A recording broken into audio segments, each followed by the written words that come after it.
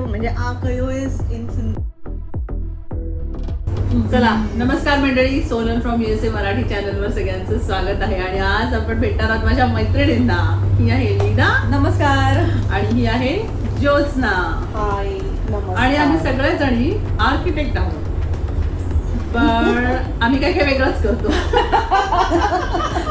लीनाला तर आपण भेटलो, जी आहे कलाकार आणि सिरियल्स मध्ये काम करते. आज आपण भेटणार आहोत ज्योत्स्ना, म्हणजेच सिमरन अडवाणी, जी आहे आर्किटेक्ट, आणि ती आर्किटेक्टच्या फील्डमध्ये अतिशय प्रचलित आहे आणि तिने बरीच कामं केली आहेत. तर चला आपण बघूया आर्किटेक्चरचा जर्नी कसा असतो, किंवा मुली आर्किटेक्ट म्हणून जेव्हा काम करतात तेव्हा त्यांचा जर्नी कसा असतो आणि काय काम करायला लागतं. चला तर. इंटेरियर डिझायनर फक्त ही आहे.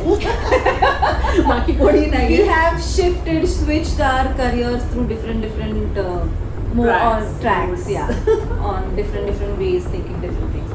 So तुमचा म्हणजे ऍक्च्युली हिचा चॅनल आहे, प्रॉब्लेम मी हायजॅक सुद्धा करू शकते. करू शकते कधी मला आवडेल कोणी माझं चॅनल हायलाइट केलं तर. फक्त गप्पा गोष्टी करायच्या. So मला तर एक दिवस कमी पडेल आपल्याला. म्हणजे आमच्या अख्ख्या दिवसभर गप्पा मारून झालेल्या आहेत आणि आता आम्ही गप्पा गोष्टी रेकॉर्डिंगसाठी करू. येस. आता रेकॉर्ड साठी आम्ही म्हणजे दिस विल ऑन रेकॉर्ड. आपण ज्योत्स्नापासून सुरू करूया. Oh, yes. Jyotsna practising architect आहे. Yeah. तर ज्योत्स्ना थोडंसं सांग की मुलींनी आर्किटेक्चर केलं तर किती अवघड आहे, किती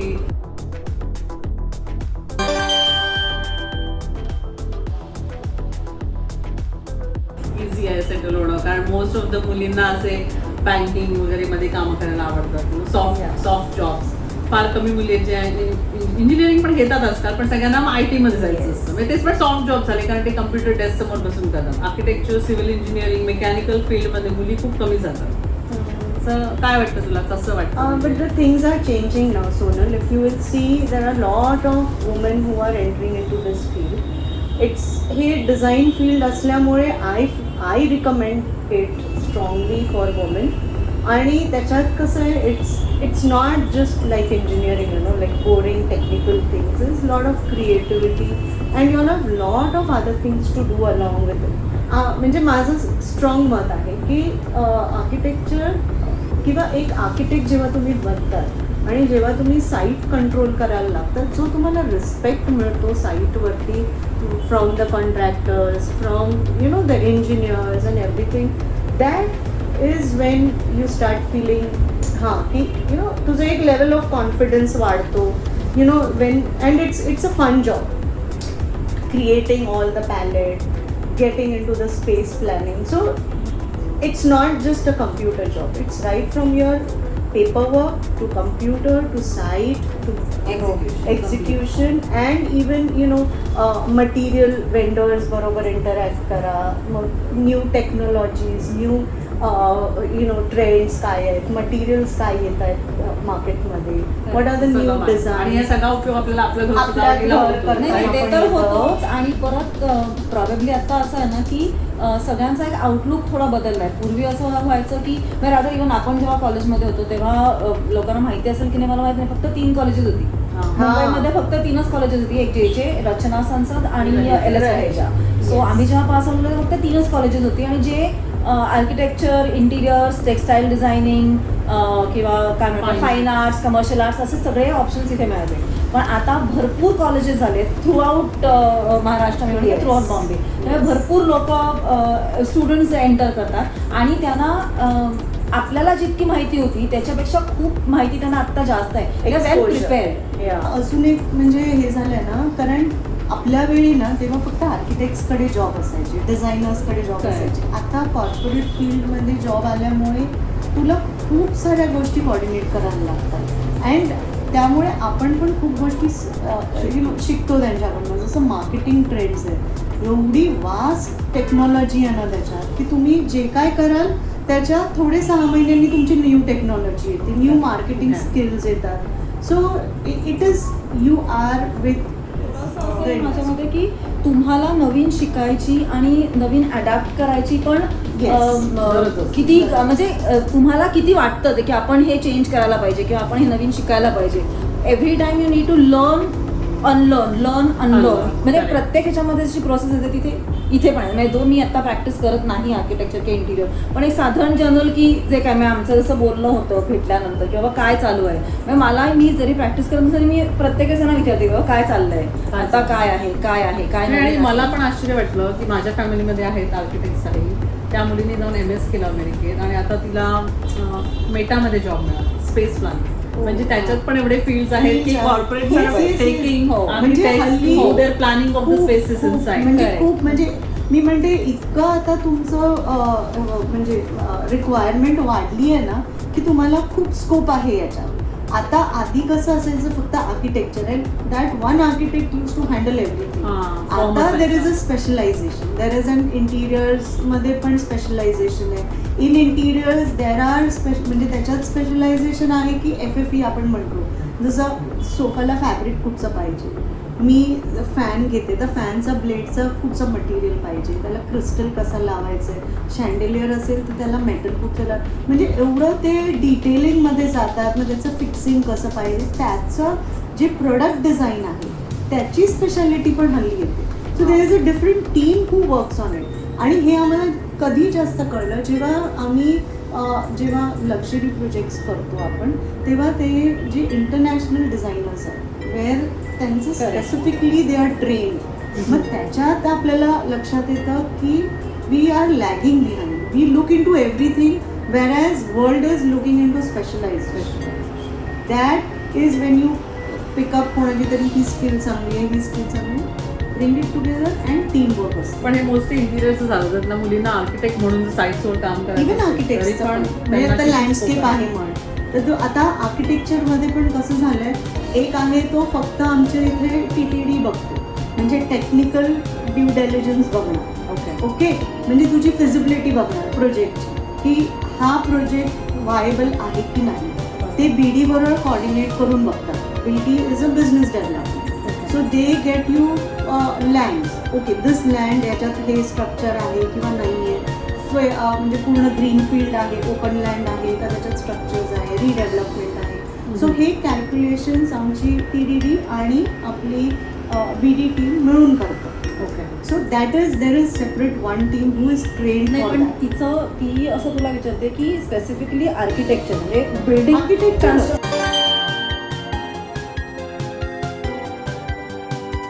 नाही कन्स्ट्रक्शन वाईज साईट आणि असं हँडल करण्यामध्ये मुली कितपत इन्व्हॉल्व असतात Yes, किंवा yes, everything. that is what मला असं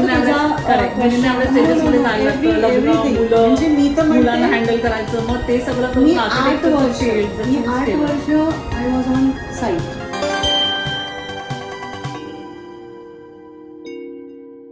I was based on site. Usually nobody prefers to be on site, पण मी तो एक चॅलेंज म्हणून घेतला कारण that was a 70 floor towers building. That was one of the high rise आणि हाय एंड बिल्डिंग. म्हटलं let me take it. It's something I was going to be able to work with top most world renowned architect Fosters and partners. So मी म्हटलं नाही इथे चांगला scope आहे, मला जर exposure मिळणार आहे न्यू टेक्नॉलॉजी, म्हणजे तिथे मला कन्स्ट्रक्शन कसं स्पीडअप करता येतं हे पण शिकायला मिळालं. म्हणजे सर्व्हिसेस म्हणा, तुमचे पाईप्स कसे गेले पाहिजे, तुमचे इलेक्ट्रिकल कसं झालं पाहिजे, काय कपॅसिटी असेल, म्हणजे मला थोडंसं असं सारं शिकायला तर मिळतंच. पण तुम्ही जेव्हा साईटवरती काम करणार असतात किंवा तुम्हाला आउटडोअर जॉब्स असतात तर तेव्हा तुम्हाला थोडंसं मेंटली प्रिपेअर्ड राहायला लागतं की It's a male dominant. It's a male dominant. किती म्हटलं मेल डॉमिनंट आहे तर टफ आहे आणि तुमचं ओपिनियन प्रत्येक वेळेस मला व्हॉइस करायला लागतं किंवा आहे ते ग्रास करायचं आधी आणि नंतर पुढच्या see right from the word go you cannot put up your opinions किंवा काही. तर सर्टन थिंग्स तुम्ही कॉलेजमध्ये जे शिकता आणि तुम्ही ऑन साईट ह्याच्यामध्ये खूप फरक आहे. सो ते करायला लागतं. आणि प्लस आपल्या इथे असं म्हणतात की नाही आता मुलगी आहे मग तू इथे नको जाऊस, मग तू इतक्या आज कामं नको करूस, मग तू उन्हात नको जाऊस. नाही, मग तुम्ही जर हे करणार असाल तर you will have to sacrifice on this. अरे मग मी टॅनच झाले तर काय होईल. नाही, सगळं ते ऍडजस्ट आणि इफ तुला जर ते करायचं असेल तर तू हे सगळं केलंच पाहिजे. हा मग तो ऍक्सेप्ट करून तुला ते करायला लागेल. Otherwise there is no point. That is what I C.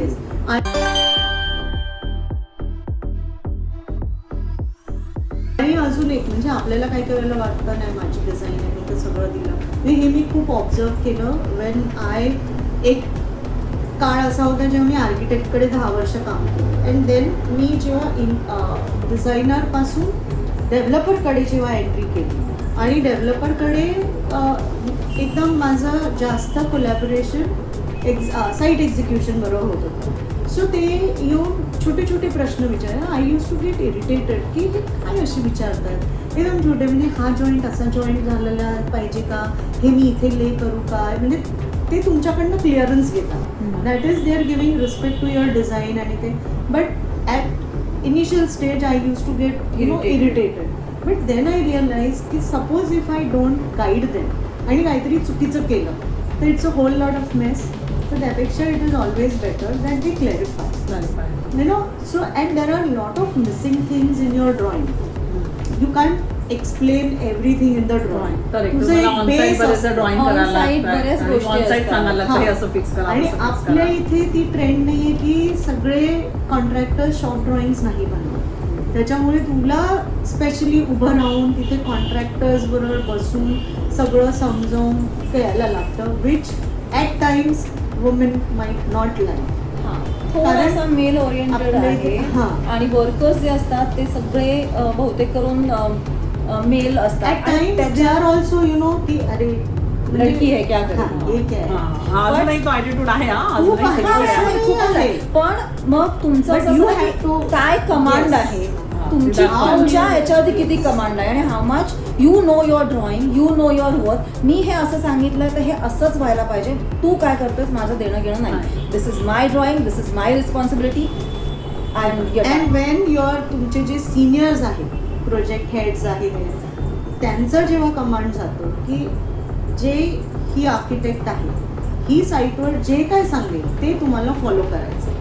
Then तुला जेव्हा अथॉरिटी दिली जाते त्याच्यासमोर, तेव्हा तुमचा जो म्हणजे म्हणतात ना एक प्रेझन्सचा वेगळाच इम्पॅक्ट तेव्हा then it becomes your like it's your. आणि आपण सगळ्या ह्याच्यात जसं म्हणतो तसं की तुमच्याकडे अथॉरिटी तशी तुमच्याकडे रिस्पॉन्सिबिलिटी सुद्धा असते. Yeah. So when you take that authority आणि if God forbid anything goes wrong किंवा काही टाइम लागला तर you should be able to take that responsibility also. And when you do that you earn more respect. Yes, like When कधी you- कुठचं तुझं decision चुकलं Exactly. तर तू कसं सोल्युशन देऊ शकतो त्याच्यामध्ये विदिन यु नो त्यांचं पण नुकसान नाही झालं पाहिजे. Plus you should be able to manage how to give a best solution. Then it's a win win situation. So you still recommend architecture Yeah, yeah. Is a good field for girls. आणि मुलींनी Yeah. केलं तरी त्यांना आता corporate jobs पण खूप available आहेत. तसं पहिल्यासारखं नाही की प्रायव्हेट येस हेड ऑफिसचे जॉब्स आहेत. आणि वन प्लस थिंग इज जसं तुम्ही एज करतात हे you know after even your retirement there are chances because you are a designer, you can work on the consultancy also. म्हणजे तेव्हा तुला प्रत्येक वेळेला साईटवर जायची गरज नाही until unless you are on interiors. जेव्हा एक्झिक्युशनला हे असतं अँड वेन जसं तू एक एक लॅडर चढत जातो, you have people under to go on site and then ते तुमचं काम कसं कमी होतं. बेसिकली तुमचं सुपरविजन आणि Yes. डिझायनिंगचं काम असतं, बाकी एक्झिक्युशन एक्झॅक्टली. आणि प्रॉबेबली मला असं म्हणजे ही पण अग्री करेल असं मला वाटतंय की इंडियन फॅमिलीजमध्ये जे आधी सांगतात की मुलींनी असं नाही करायचं किंवा मुली त्या brought up in a way to take orders. म्हणजे बऱ्याच घरात नसं असतं की मुलींना सांगितलं तुम्ही काय करायचं. Yeah. Whereas in this field you have to give orders. So you have to transit in to that to being in the bosses chair.